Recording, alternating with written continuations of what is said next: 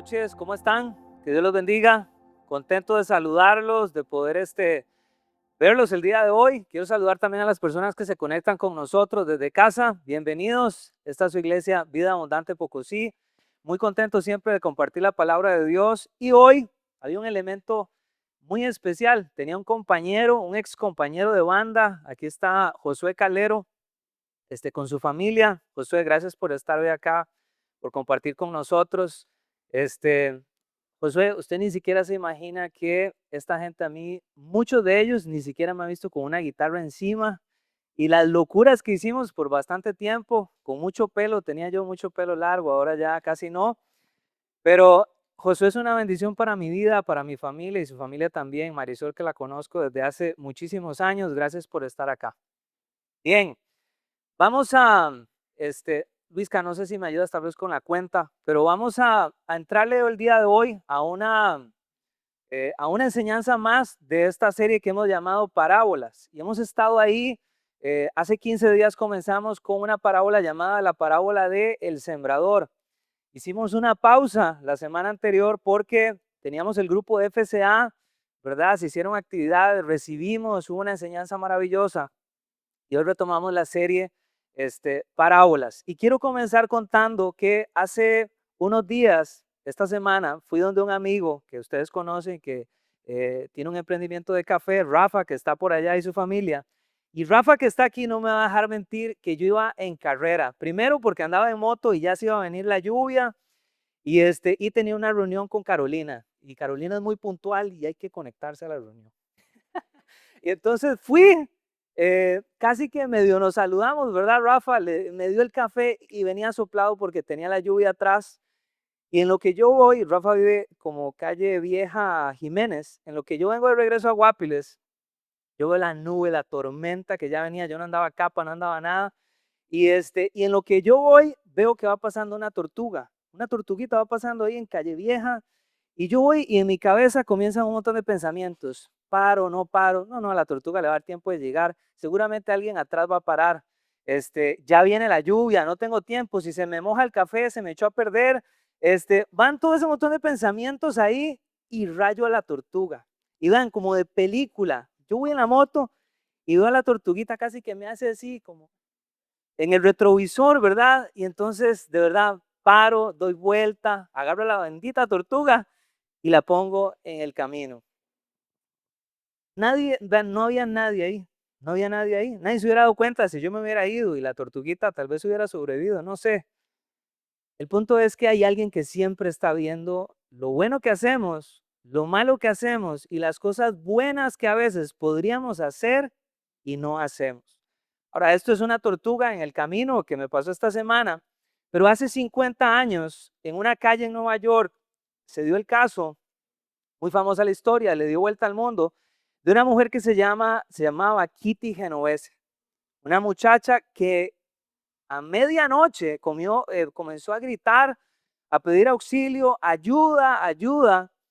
Se dice que en muchas casas se encendieron las luces en la noche, que hubo gente incluso viendo, pero nadie le ayudó. Seguramente hubo gente que dijo, seguramente alguien va a llamar a la policía, seguramente alguien más valiente va a salir, seguramente algo, pero nadie hizo nada. Y minutos después mataron a Kitty Genovese. De hecho, de esta historia sale el concepto de efecto espectador, es de esta historia.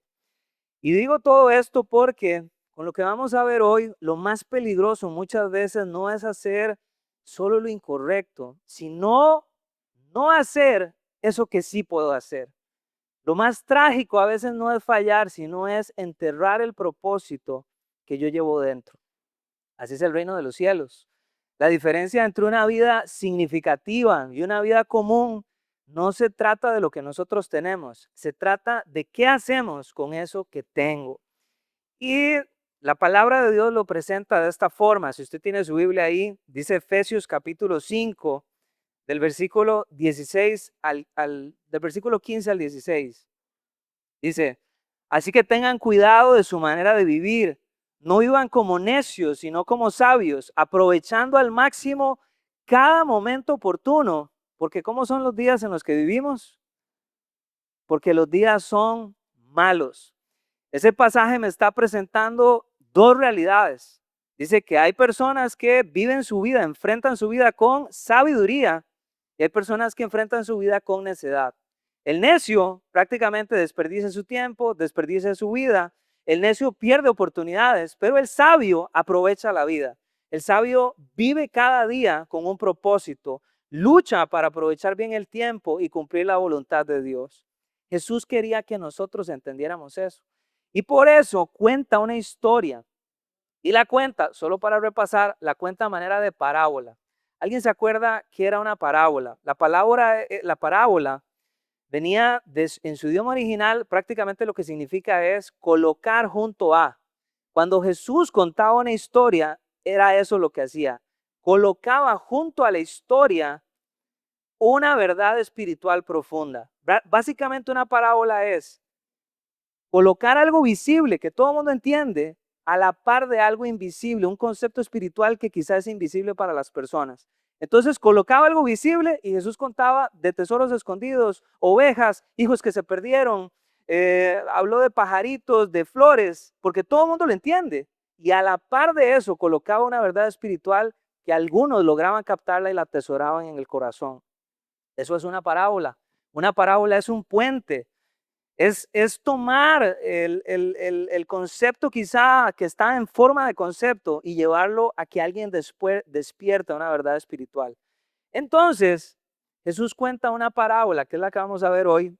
Es de las más confrontativas, es de las más conocidas, es la parábola de los talentos. Si usted alguna vez ha pasado por la Biblia, Mateo 25, vas a encontrar la parábola de los talentos, o en la versión que nosotros más utilizamos acá, no porque sea mejor, sino porque es contemporánea. Yo no hablo como español de Reina Valera, vosotros sabéis, yo no hablo así, nosotros hablamos diferente. Entonces, la versión más contemporánea que usamos, que es la NVI, va a presentar, dice, parábola de las monedas de oro. Y vamos a entrar en eso. Entonces, si usted tiene su Biblia ahí, vamos a irnos a Mateo capítulo 25, o puede seguir la pantalla también. Antes de leerla, algo muy importante. Jesús está hablando a sus discípulos en un contexto de el fin de los tiempos. Jesús está hablando, vamos a ver, esta parábola se ubica en un discurso que Jesús da en el Sermón del Monte, Mateo 24-25, y ahí lo que está hablando es de cómo Él va a regresar, de qué señales se pueden esperar al fin de los tiempos, y Él mismo muestra cómo es que Él va a regresar. Él espera que la gente no esté sentada de brazos cruzados, no espera gente dormida, espera que una persona que le siga a Él esté despierto, esté atento a su regreso. Entonces cuenta la parábola. Vamos a irnos al verso 14 de Mateo capítulo 25. Dice, el reino de los cielos será también como un hombre que al emprender un viaje llamó a sus siervos y les encargó sus bienes. Dice que a uno le dio 5,000 monedas, a otro 2,000 y a otro 1,000. Atención, subraya eso por favor. Dio a cada uno según su capacidad. Solo algo antes de continuar. En la Reina Valera, como decía, vamos a encontrar la palabra, perdón, talentos. A veces puede ser confuso cuando nosotros escuchamos talento en la Biblia, porque cuando yo digo talento hoy, la mayoría de nosotros inmediatamente lo que piensa es en una habilidad que yo pudiera tener o que alguien tiene, algo en lo que alguien es bueno. Entonces, talento, alguien que es muy bueno jugando bola. Talento, alguien que canta muy bonito, que pinta muy bonito, que toca guitarra muy bonito, que hace algo bien, tiene talento para hacer eso.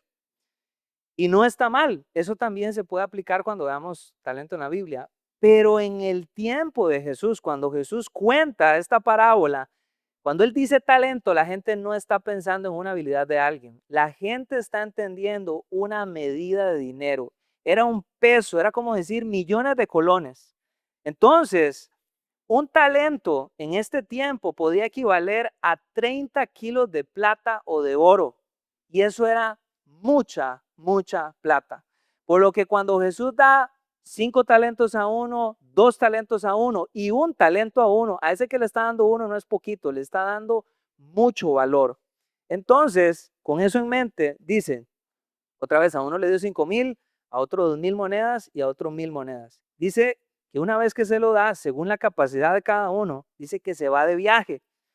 Dice el verso 16, el que había recibido las 5,000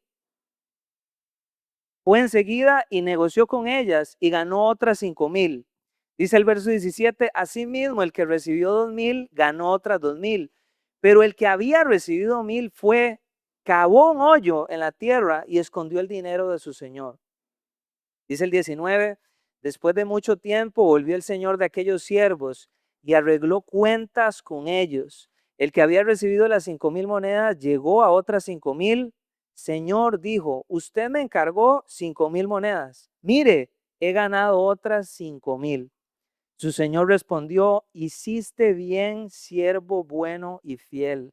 En lo poco has sido fiel, te pondré a cargo de mucho más. Ven a compartir la felicidad de tu señor. Llegó también el que recibió 2,000 monedas. Dijo, señor, informó, usted me encargó 2,000 monedas, mire, he ganado otras 2,000. Dice el 23, su señor respondió, hiciste bien, siervo bueno y fiel. En lo poco has sido fiel, te pondré a cargo de mucho más. Ven a compartir la felicidad de tu señor. Dice la Reina Valera, entra en el gozo de tu señor. Dice, después llegó el que había recibido 1,000 monedas. Atención. Señor, explicó, yo sabía que usted es un hombre duro, que cosecha donde no ha sembrado y recoge donde no ha esparcido. Así que tuve miedo y fui y escondí su dinero en la tierra. La Reina Valera dice que lo enterró. Dice, mire, aquí tiene lo suyo. O sea, lo enterró y como no lo tocó, no hizo nada, aquí está. Dice el verso 26, pero su señor respondió, siervo malo y perezoso. Así que sabías que cosecho donde no he sembrado y recojo donde no he esparcido. Pues debías haber depositado mi dinero en el banco para que a mi regreso lo hubiera recibido con intereses. Después ordenó, estas partes que uno no quisiera leer, pero dice, quítenle las 1,000 monedas y désenlas al que tiene 10,000, porque a todo el que tiene se le dará más y tendrá en abundancia. Al que no tiene, hasta lo que tiene se le quitará. Y a ese siervo inútil, échenlo afuera a la oscuridad, donde no habrá llanto y donde habrá llanto y crujir de dientes. Por favor, acompáñeme a orar un momento. Señor, gracias por esta noche. Gracias, Señor, porque hemos podido adorarte a un Dios que es santo, santo, santo. Aquí estamos, Dios, una vez más, no para encontrarnos con un pastor, no para encontrarnos con una religión, no para encontrarnos con un apellido de iglesia. Venimos a encontrarnos con el Dios viviente, el Dios que promete que cuando nos acercamos a ti tienes el poder de transformar, Señor, nuestro corazón de adentro hacia afuera. Hoy te pido, Señor, que abra nuestros ojos, que abra nuestros oídos, Señor, que alguien que está acá, Señor, pueda despertar a la realidad de que tú quieres encontrarte con Él. Señor, te pido que tu palabra haga reverdecer corazones, que nos despierte, que nos abra los ojos para verte más cerca. En el nombre de Jesús, que así sea. Amén y amén. Antes de tratar de desmenuzar esto y que lo podamos comprender, esta parábola es difícil de comprender y aún más enseñarla, aún más predicarla. Y principalmente digo esto, y el asunto complicado es porque la mayoría de las veces que he escuchado esto, la mayoría de los comentarios bíblicos que usted tiene desde casa, la mayoría de las enseñanzas que a veces cuando escuchamos la parábola de los talentos, casi siempre el enfoque se trata de lo práctico, de una aplicación práctica en donde la enseñanza está en cómo usamos nuestros dones, en serle fiel a Dios con lo que tenemos, en no desperdiciar nuestra vida, en que sirvamos en la iglesia, en que si usted tiene una voz, utilícela para el Señor. Eso no está mal, eso es parte, hay una aplicación práctica de esto con esto, pero no es solo eso. Hay una parte que es violentamente más fuerte y más importante que casi siempre se deja de lado. Entonces, el peligro está en que si mis ojos solo están en la parte práctica, corro el riesgo de perderme de vista el peso eterno que tiene esta parábola. Jesús, cuando cuenta la historia, No está hablando simplemente para que nosotros seamos más organizados con el tiempo, para que la iglesia, la gente se anote a servir. No se trata solo de eso, porque hay un peso eterno que él habla, que yo quiero que usted vea nada más el versículo 30 de la parábola. Vamos a poner el versículo 30. Ojo lo que dice. Y a ese siervo inútil échenlo fuera, a la oscuridad donde habrá llanto y crujir de dientes. Piense solo por un minuto. Cuando la Biblia me habla de echar fuera la oscuridad, cuando la Biblia me habla de llanto, de crujir de dientes, ese lenguaje que usa la Biblia, a qué se refiere? ¿A qué lugar se refiere? Sin miedo, al infierno. Me está hablando del infierno. Me está hablando de un lugar que la Biblia dice que es un lugar donde el fuego no se extingue. O sea, es un lugar de tormento, es un lugar de completa separación. Hay separación total de Dios. Es un lugar de desesperanza. Ya no hay nada que hacer ahí. Es un lugar de tormento. Es trágico, esto es dramático. Jesús, cuando habla del infierno, no habla como una fábula, no habla como un mito, no habla como una metáfora, es un símbolo. No, él habla como una realidad. Esto existe. Y entonces, eh, cuando él dice esto, hay un peso eterno que yo no puedo simplemente en reducir a que si canto o no canto en la iglesia, a que mira, si yo tengo estas habilidades, mira, voy a servir. Hay algo más profundo, porque el marco del contexto es la segunda venida de Cristo. Entonces, voy a tomar el desafío, le voy a pedir al Señor que me ayude, pero voy a tomar el desafío de primero, vamos a ver lo práctico, porque es importante la aplicación práctica de la parábola. Estas cosas que Dios nos ha confiado, esto que tenemos, las habilidades que tenemos, y no solo habilidades, hay más cosas que Dios nos pone en la mano.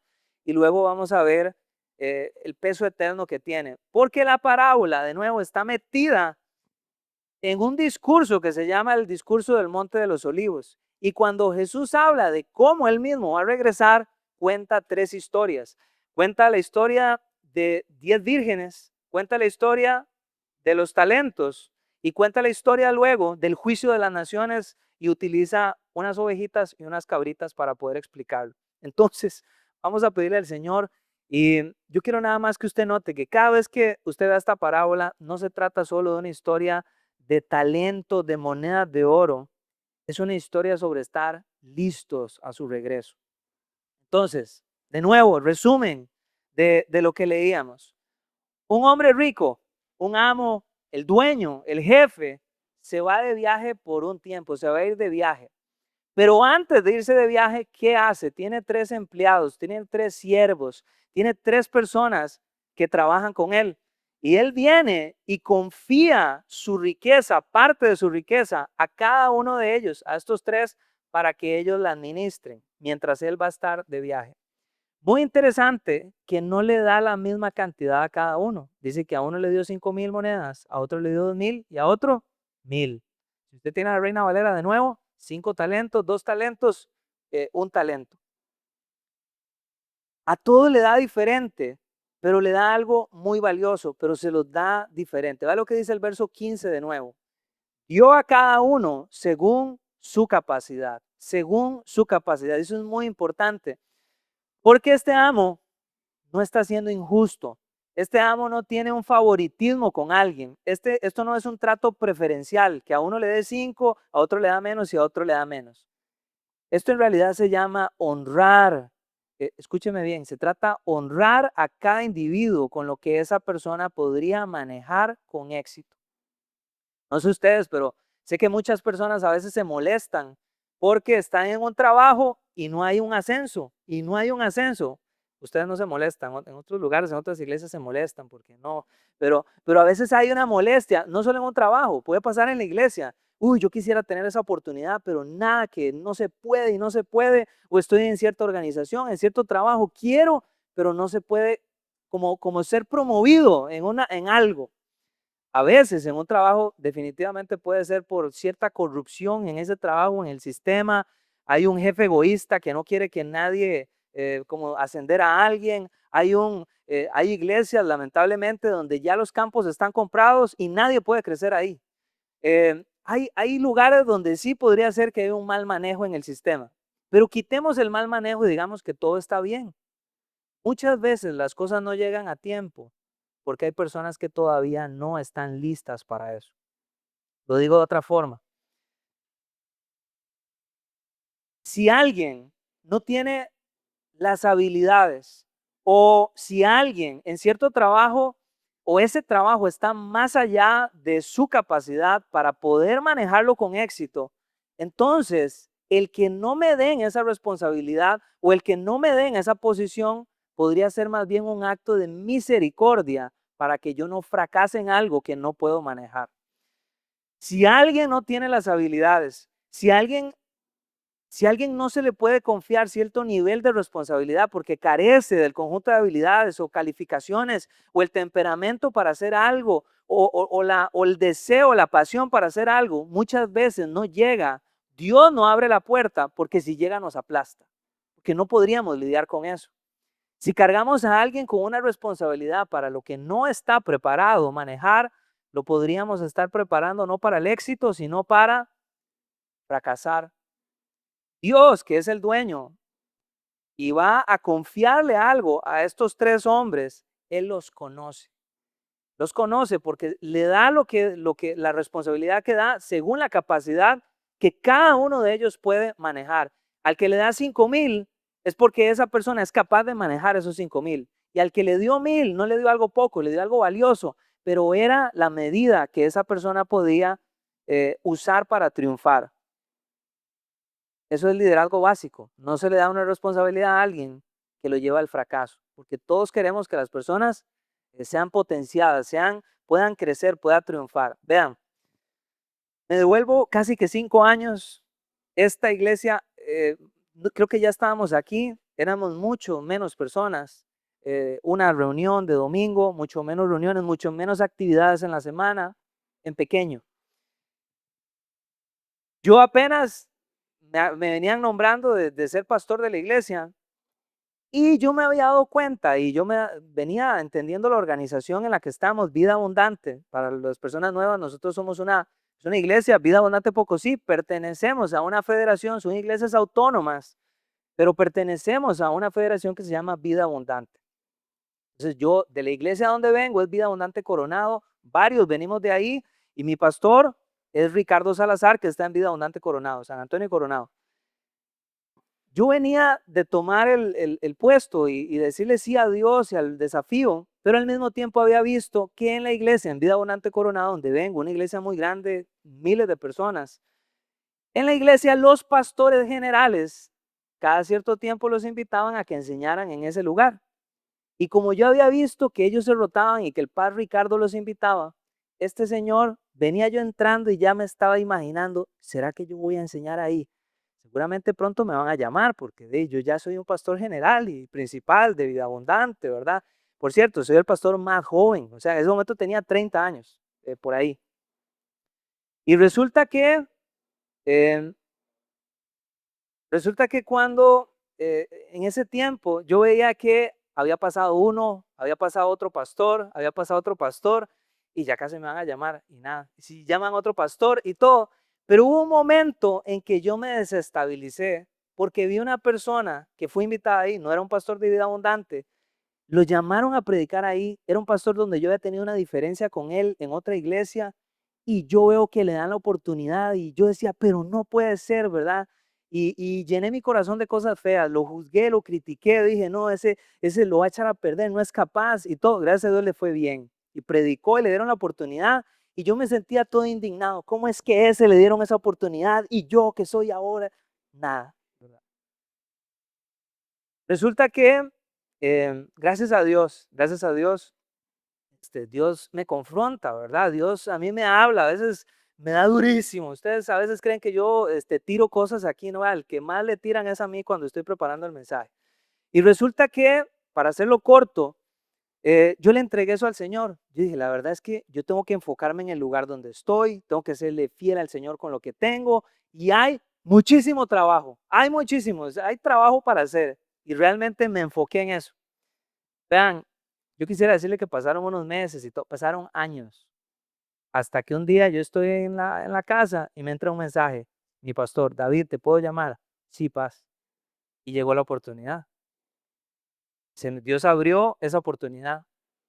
Llegué, gracias a Dios, Dios derramó su gracia y creo que me fue bien, porque después me volvieron a invitar, pero fue un tiempo muy bonito, los comentarios que recibí, todo. Pero les voy a decir lo que yo aprendí después de ese fin de semana. Los lunes, que es mi día libre y empiezo a reflexionar y todo el asunto, yo me di cuenta, después de haber pasado por casi 4 reuniones ahí, la cantidad de gente que llegó y lo que se siente estar ahí con personas que son fieles a predicar la palabra de Dios ahí, gente que yo admiro y admiro el día de hoy un montón, yo no estaba listo. Si a mí me hubieran llamado antes, cuando yo quería, ese momento hubiera fracasado, me hubiera ido mal, pero mal con M mayúscula. No estaba listo. Tenía que caminar más con Dios. Cuando yo estaba comenzando, tenía un corazón sano de querer predicar la palabra de Dios, de renunciar a cosas que estaba haciendo porque tenía hambre de compartir lo que Dios había hecho en mí desde un llamado pastoral y lo abracé y lo quería. Pero en su camino, el diablo comenzó a querer desestabilizarme con mentiras, diciéndome que porque yo era demasiado joven no me iban a tomar en serio. Entonces hasta predicaba rarísimo aquí y usaba unas palabrotas de teología que nadie entendía, pero era porque mi corazón se estaba llenando de querer probarme que yo era suficiente, de querer probar de que yo sé que puedo compartir. Si esa oportunidad hubiera llegado en ese momento, me hubiera destruido. Llegó en el momento donde Dios tenía que trabajar más en mi humildad, llegó en el momento donde tenía que caminar más con Dios, llegó en el momento donde había tenido que pasar muchos estudios para poder hablar con autoridad en ese lugar. Llegó en el momento donde Dios dijo, aquí es, no cuando yo quería. Y la lección es esta, y aquí termino este punto. Muchas veces cuando una ventana no se abre, muchas veces cuando una puerta no se abre, y tal vez vemos al otro y al otro y al otro, yo debería pensar, Señor, gracias por lo que tengo hoy, porque me estás protegiendo. Estás teniendo misericordia conmigo. Quizá el que no llegue algo, el que no se abra una puerta, no es no es rechazo de Dios, más, no es quizá, no es así. Dios nunca rechaza. Dios me está dando una medida según mi capacidad. La capacidad que yo tenía en ese momento era otra la que tengo hoy. Y el serle fiel a Dios es lo que ha hecho que juntos podamos crecer. Pero de nuevo, Él le dio a cada uno de ellos según su capacidad. Dios no tiene favoritos, nos conoce y la medida que tenemos es la que podemos manejar. Así que dice que Él se va. No les dice cuándo va a regresar este hombre, pero dice el verso 19, después de mucho tiempo, se tardó, después de mucho tiempo, volvió el Señor de aquellos siervos y arregló cuentas con ellos. Cuando yo leo eso, yo hago una pausa y me digo, un día vamos a rendir cuentas. No sé si usted sabía, pero un día vamos a rendir cuentas. En el cristianismo, si yo pongo mi fe en Jesús, ese día, gracias a Dios, es para recompensa. Dios quiere recompensar lo que yo hice aquí. Pero si yo no pongo mi fe en Jesús, ese día es para condenación. Usted no quiere eso, usted quiere lo primero. Usted quiere recibir una corona de parte de Dios. Usted quiere escuchar esas palabras que decían, buen siervo fiel. En lo poco has sido fiel, en lo mucho te pondré. Usted quiere escuchar eso. Entonces, de hecho, Romanos capítulo 8, versículo 1, ya no hay condenación para aquellos que están unidos a Cristo Jesús. ¿Quiere que ese día llegue, que no haya condenación? Únase a Cristo Jesús. Hágalo hoy. Pero un día vamos a tener que dar cuenta. Dice el versículo 20, el que había recibido 5,000 monedas, llegó con otras 5,000. ¿Y sabe qué es lo que me gusta? Que el tipo no dijo, me dieron 5,000, ahí viene, voy a esconder estas 5,000 y voy a entregar lo que me dieron. A mí me dieron 5,000, yo devuelvo 5,000. No, el tipo dijo, todo lo que tengo es de él. Señor, mira lo que hice. Recibí 5,000 monedas, gané estas otras 5,000 para ti. Todo lo que hago es tuyo. ¿Cómo nos iría a nosotros con eso? ¿Cómo nos iría? ¿Será que hubiéramos escondido algo? ¿Será que alguien dice, me diste 5,000, pero yo necesito este porcentaje porque fue mi cerebro lo que ganó esto, fue mi esfuerzo, fue el sudor de mi fuente con lo que conseguí estos otros 5,000?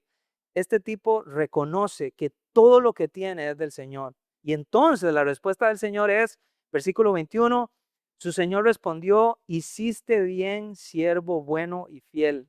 En lo poco has sido fiel, te pondré a cargo de mucho más. Ven a compartir la felicidad de tu Señor. Lo felicita. Ahora, el segundo rinde cuentas por 2,000 monedas y escucha exactamente la misma respuesta. No se trata de la cantidad que tiene aquel, se trata de cómo lo hacemos. Si usted lo hace excelente, si lo hace bien, la misma respuesta. Dice el verso 23. Su Señor respondió, hiciste bien, siervo bueno y fiel. En lo poco has sido fiel, te pondré a cargo de mucho más.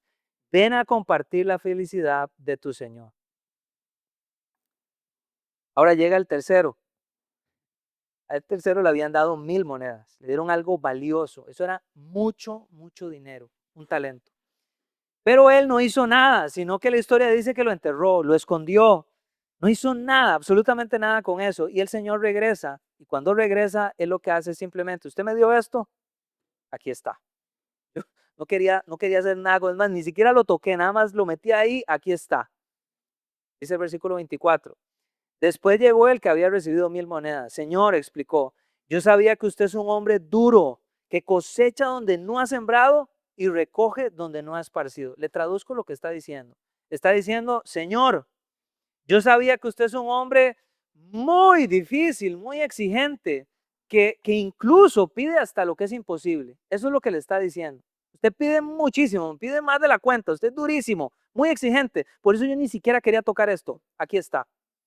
Y entonces dice, así que tuve miedo y fui y escondí su dinero en la tierra. Mire, aquí está lo suyo. Pero su señor respondió, siervo malo y perezoso. Así que sabías que cosecho donde no he sembrado y recojo donde no he esparcido. En otras palabras, Jesús no está diciendo que lo que él está diciendo es cierto. Jesús está diciendo con que esa es la percepción que usted tiene de mí. O sea, usted a mí me ve de esta forma, usted me ve como un hombre duro, muy exigente. Incluso si esa es su percepción, dice, debías haber depositado mi dinero en el banco para que a mi regreso lo hubiera recibido con intereses. Dice el verso 28, después ordenó, quítenle las 1,000 monedas y désenla al que tiene 10,000, porque a todo el que porque a todo el que tiene se le dará más y tendrá en abundancia, al que no tiene hasta lo que tiene se le quitará, y ese siervo inútil, échenlo fuera a la oscuridad donde habrá llanto y crujir de dientes. Con que usted es así, le dice. No sé si ustedes se acuerdan, cuando Caín peca y mata a su hermano Abel, una de las cosas que Caín reclama cuando Dios lo manda, lo va a desterrar de ahí, no haga eso, Señor, porque donde quiera que yo vaya me van a matar. ¿Es cierto eso que dice Caín? No es así. ¿Quién dice? Él va a un lugar, ¿acaso que lo conocen? Si está, puede agarrar para cualquier lado. Hay gente que no lo conoce. ¿Por qué es que él cree que a donde él quiera que vaya lo van a matar? Porque es lo que él tiene aquí en el corazón. Él es así. Y nosotros nos ponemos los lentes a partir de lo que somos. Si usted es chismoso, usted va a ver a la gente como chismosa, porque eso es lo que está aquí. Caín era asesino y cuando veía a la gente, lo que veía era un potencial asesino, porque él había matado. Lo hago al revés. Cuando nosotros somos personas que, por ejemplo, usted es una persona confiable, usted es una persona que es confiable, posiblemente usted vea que todo el mundo es confiable, no es cierto, pero usted va a ser confiable. Tal vez usted es una persona misericordiosa. Si usted es misericordioso y compasivo, usted va a ser compasivo con las personas y va a creer que todo el mundo es compasivo. No es así, pero usted va a ser compasivo. Él tenía una percepción de Dios. Le dijo, usted es un hombre duro. Dios no era así. Él era duro. Era lo que él tenía en el corazón. Ahora, Jesús contó eso y todo el mundo estaba entendiendo que Él es el amo, que todas las personas que estamos ahí somos siervos y que vamos a dar cuentas a partir de lo valioso que Él puso en nosotros, según nuestra capacidad. Ahora, antes de tocar lo eterno, que yo les decía, estamos viendo términos prácticos. Perdón un momento porque... Ok. Antes de entrar a lo eterno, en lo práctico, yo quiero que usted sepa que un talento puede representar en aplicación práctica cualquier recurso vital que Dios nos ha confiado para administrar. Eso es un talento. Entonces, yo creo que hay 6 formas principales, 6 categorías de cómo Dios nos confía cosas. Y todas las cosas creo que pueden calzar en estas 6 categorías. Entonces, ¿cuáles son esas 6? Cuando escuchamos talento en la Biblia, podemos aplicarlo como dinero. Ese puede ser un talento. De hecho, era dinero. Puede ser también habilidades que nosotros tenemos. Puede ser otra categoría, autoridad. Otra categoría, una cuarta, posesiones. Una quinta, una cosa es posesión y otra es posiciones. Una posición. Y una sexta, influencia. Y creo que de todas estas, que son aplicaciones prácticas, hay una pregunta que nosotros deberíamos hacernos. Por ejemplo, dinero. Dinero. ¿Soy una persona financieramente bendecida por Dios? Si soy una persona financieramente bendecida por Dios, una persona financieramente eh, bendecida por el Señor, la pregunta es, ¿soy generoso yo con el reino de Dios? ¿Soy generoso con lo que Dios está haciendo? Si son habilidades, cualquier cosa que yo pueda hacer bien, la pregunta es, ¿hago esto que soy bueno para la gloria de Dios? ¿Lo hago para el Señor? Autoridad. Si Dios me ha puesto a cargo de algo dentro, fuera, incluso de la iglesia, ¿uso esa autoridad para promover el reino de Dios o sencillamente no me interesa? Posiciones. Tal vez yo no, vamos a ver, me están dando algo, me están dando cualquier posición, puede ser estatus, cualquier estatus en la vida. Soy mamá, eso es un estatus, una posición, mamá, papá, abuelo, abuela, soy empleado, soy el empleador, soy jefe, tengo a cargo algo, uso esa posición para la gloria de Dios. Si tengo una posesión, tal vez yo no tengo plata así líquida en la bolsa, pero hay cosas que tengo, hay recursos que tengo, hay cosas que Dios me ha dado. Tengo un carro, una casa, algo que puedo ofrecer, un lugar de algo. Lo apoyo, soy de apoyo también para el reino de Dios con lo que tengo. Y la última, influencia. Una sociedad hoy que está llena de influencers. ¿Cuál es la influencia? Es las personas que yo tengo alrededor, la gente, mis círculos de influencia. ¿Qué hago yo con la influencia que tengo? ¿La utilizo para el reino o nunca utilizo mi influencia para el reino de los cielos? Son preguntas que nosotros tenemos que hacernos. Son preguntas que deberíamos reflexionar. Ahora, resumen de lo práctico que hemos visto hasta aquí. Hay lo enumeraba, 5 observaciones, 5 aplicaciones prácticas que vemos en la parábola hasta ahorita. Todavía no he tocado la parte de eternidad, de lo eterno. Lo primero que veíamos, Jesús, que es el Señor, es el dueño de todo. Eso es lo que me enseña la parábola de manera práctica. Es el dueño de todo. Nosotros somos los sirvientes.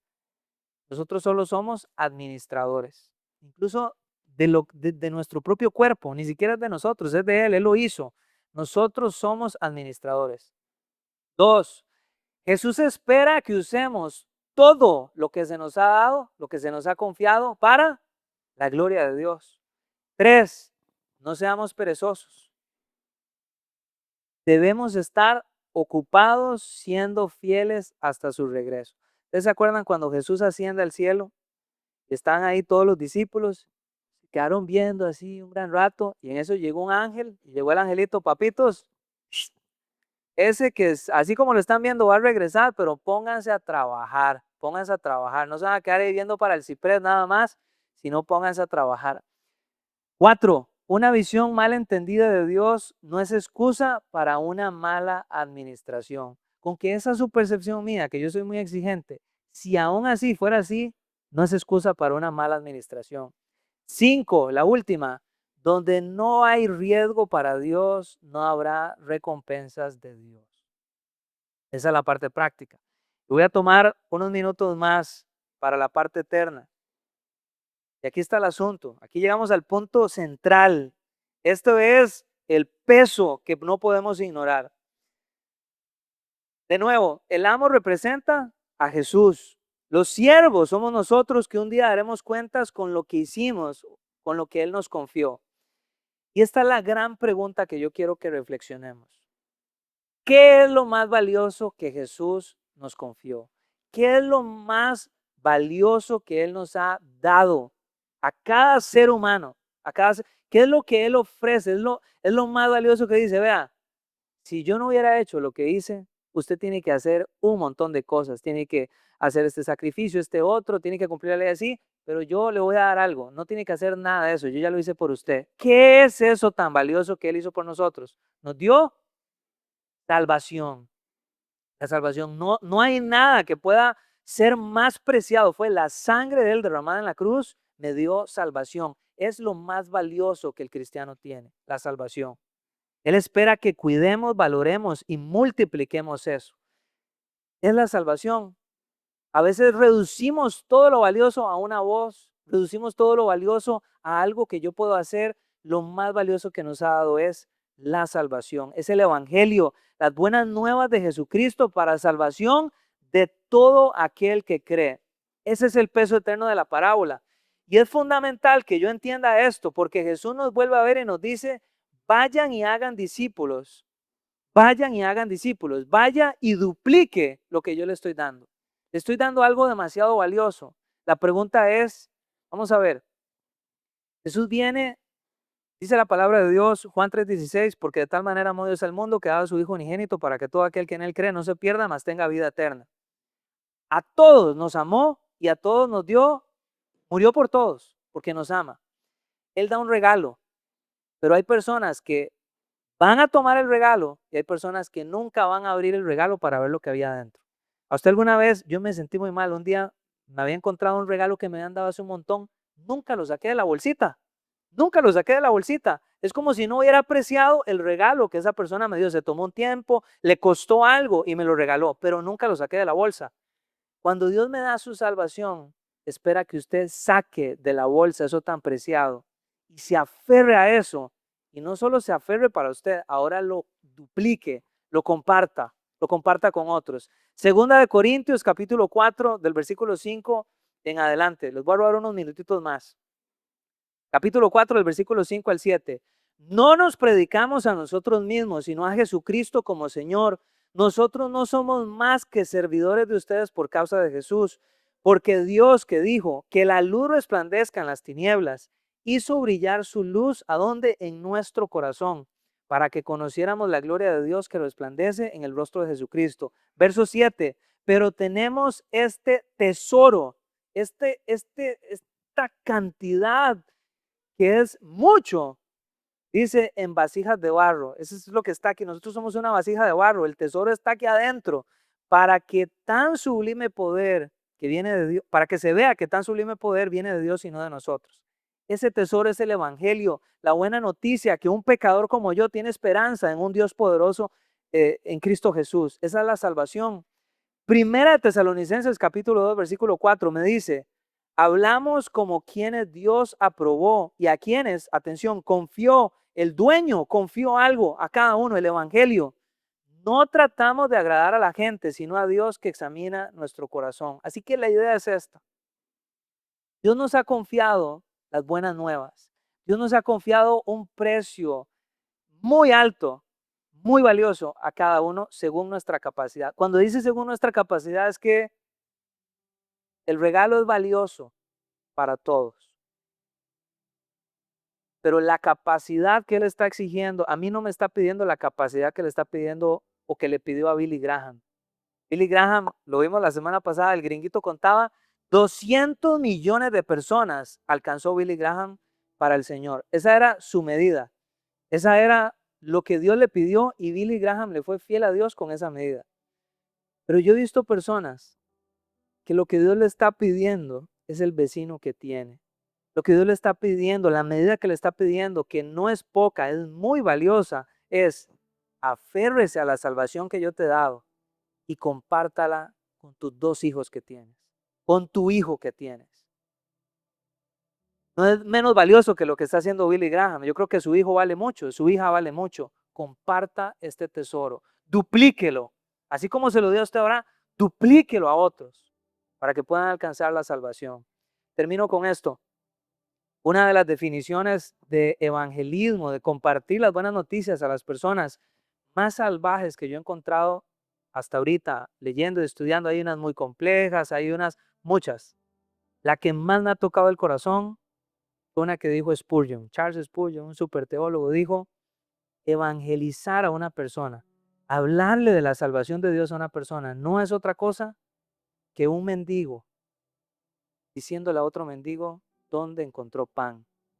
De eso se trata. Cuando yo vengo a evangelizar, pero yo vengo como que yo soy el santo, el bueno y él es el malo, error. Los dos somos malos. Usted y yo somos malos, somos pecadores. La diferencia está en que hay uno que abrió sus ojos y se dio cuenta que necesita a Dios y hay gente que vive su vida diciendo, yo no necesito. Aquí está lo que usted me entregó, no lo necesito. Para el hombre del talento, para el hombre de las 1000 monedas, no fue un tesoro lo que le dieron, fue una carga. No la quiero, no la necesito, no me interesa lo que usted ofrece, aquí está. Eso fue lo que pasó.